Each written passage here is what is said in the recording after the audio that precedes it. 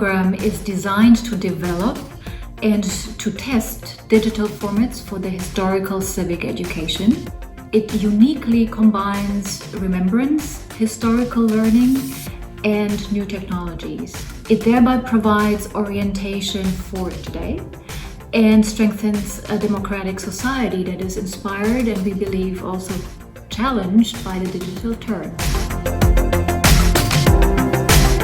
Our job is to accompany the whole program by creating a productive and helpful working environment. We do that by organizing these kinds of public events and workshops, and we try to provide the project teams with the capacities they need to do their projects successfully.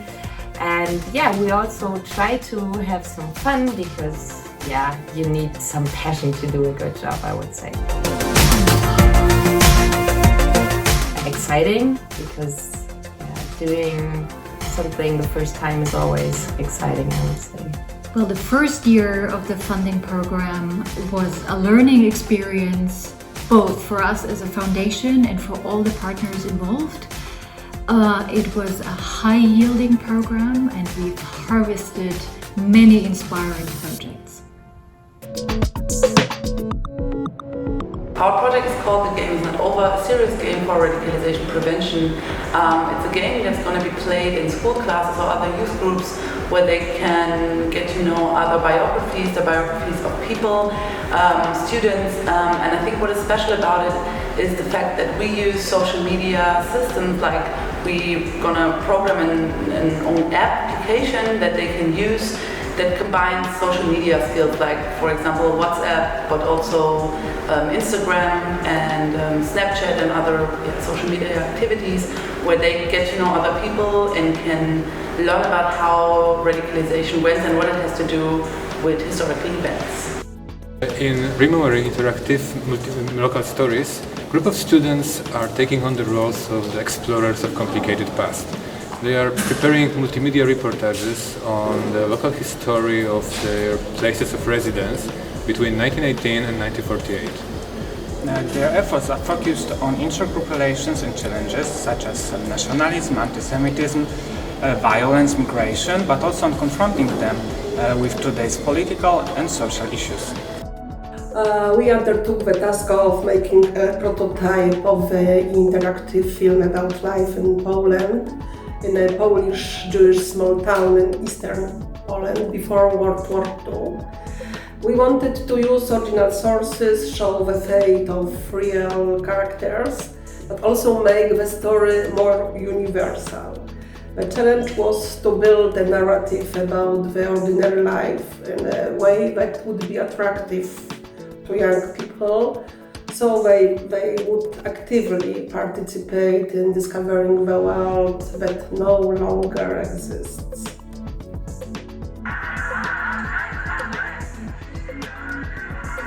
Hallo, ich bin Fred. Ich bin 11 Jahre alt, aber bald werde ich 12. Ich wohne in Nürnberg in der Krehlingstraße. Das ist in der Nordstadt, direkt hinter der Burg. Gerade war ich in der Synagoge Essenweinstraße. Das ist gleich hier ums Eck. Da haben wir Religionsunterricht. We're working on the development of the series game Behind the Scenes Nuremberg 34. On the basis of historical documents, eyewitness interviews and media reports, a first prototype is being developed, with the help of our fantastic cooperation partners. In digital and interactive game scenes, users can experience the event of the party rally in an explorative and critical manner. In this way, the young and international audience is given a contemporary approach to dealing with the history of National Socialism, which can contribute to their own socio-political positioning. Let me tell you 3 points which are in my mind characterizing our project. The first point is the multi-restructured network we have established in our project. This network consists of a tri-national collaboration of Swiss, German and Polish colleagues. It's really exciting to collaborate on different levels on an everyday basis. Second is the interdisciplinary network. of digital humanists, historians, history educationalists, and in our focus groups, students and politicians. The next point is that we have established and created a digital infrastructure consisting of social media channels, of working platforms, Backstage, and of OTA Lighthouse, our brand new tool programmed by our Cologne colleagues. And the last thing and the main thing are our videos, explanatory videos about Polish, German, and tangled histories. We followed the questions what games in general can contribute to memory culture.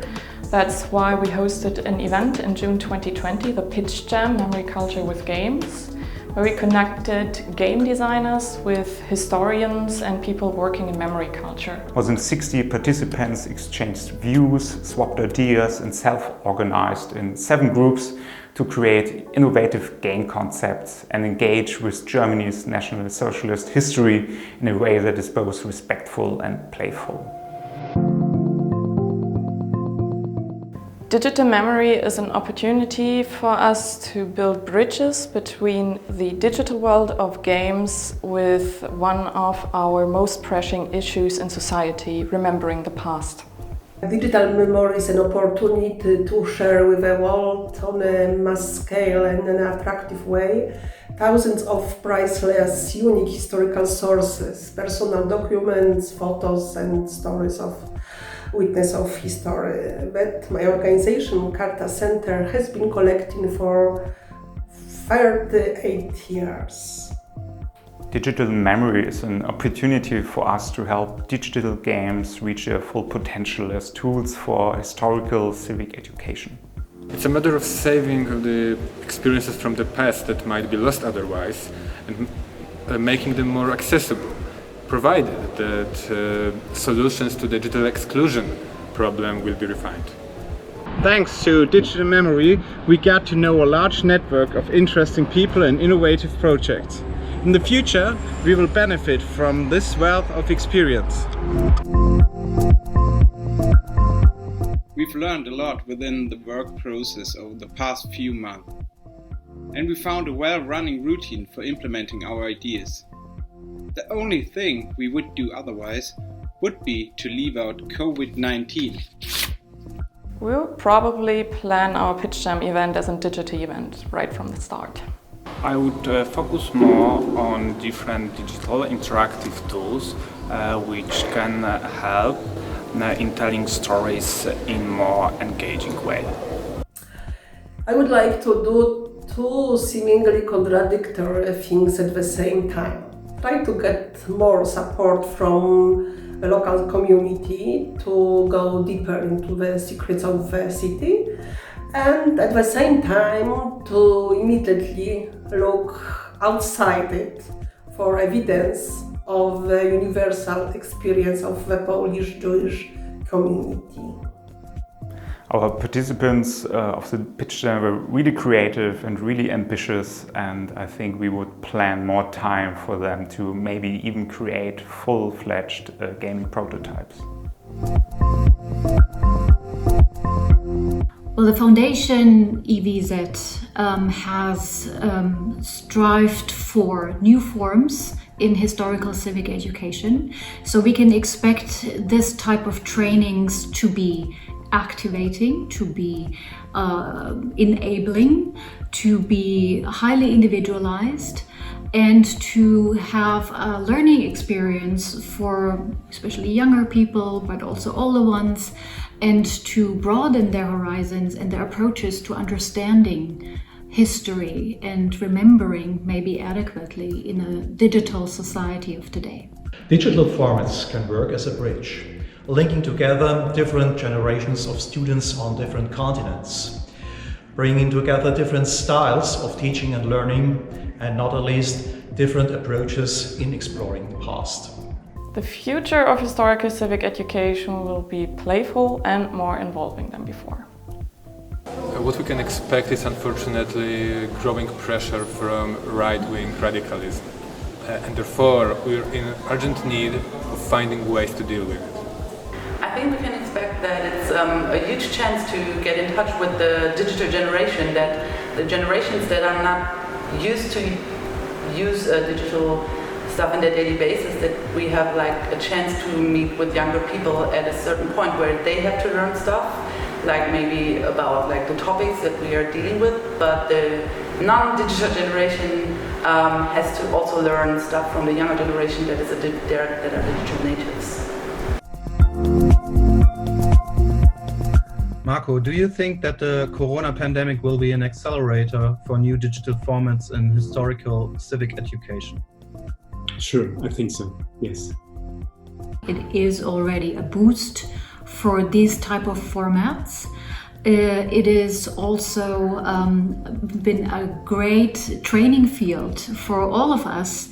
Insofar it will have an impact on our future work.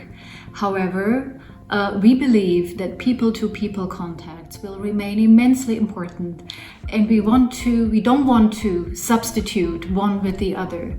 We believe that merging the two and bringing those two fields together is the actual benefit and the added value to our work.